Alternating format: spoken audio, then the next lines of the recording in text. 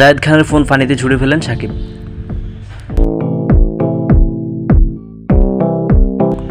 Swimming পুলের পাশে দাঁড়িয়ে সম্ভবত সেলফি তুলতে যাচ্ছিলেন ক্রিকেটার সাকিব আল হাসান। তার ঠিক পাশেই দাঁড়ানো ঢাকাই চলচ্চিত্রের বর্তমান প্রজন্মের আলোচিত অভিনেতা জায়েদ খান। হঠাৎ দেখা যায় সাকিব তার হাতে থাকা মোবাইল ফোনটি সুইমিং পুলের পানিতে ছুঁড়ে ফেলে দিয়ে হেঁটে চলে যান। ভিডিওটি ভক্তদের মাঝে অনেক প্রশ্নের সৃষ্টি করেছে। মঙ্গলবার 30 এপ্রিল বিকেল সামাজিক যোগাযোগ মাধ্যমে ছড়িয়ে পড়ে সাকিব জায়েদের ভিডিওটি। সেলফি তোলার সময় হুট করে সাকিবের এমন মেজাজ হারানোর কারণ খুঁজে পাচ্ছেন না নেটিজনদের অনেকেই।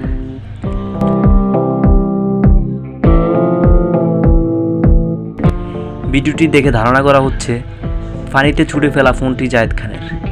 অনেকের মতে তাদের মধ্যে কোনো ভুল বোঝাবুঝির ঘটনা ঘটে থাকতে পারে। সে কারণেই হয়তো জায়েদ খানের উপর চটেছেন সাকিব আল হাসান। শেষমেশ মেজাজ নিয়ন্ত্রণে রাখতে না পেরে হাতে থাকা ফোনটি পানিতে ছুঁড়ে মারেন।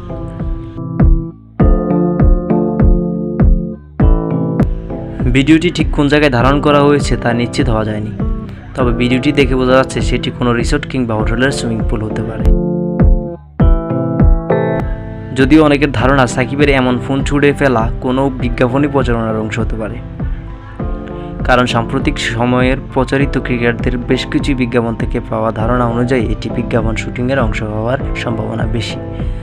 যদিও এ বিষয়ে কেউই প্রকাশ্যে কথা বলেনি।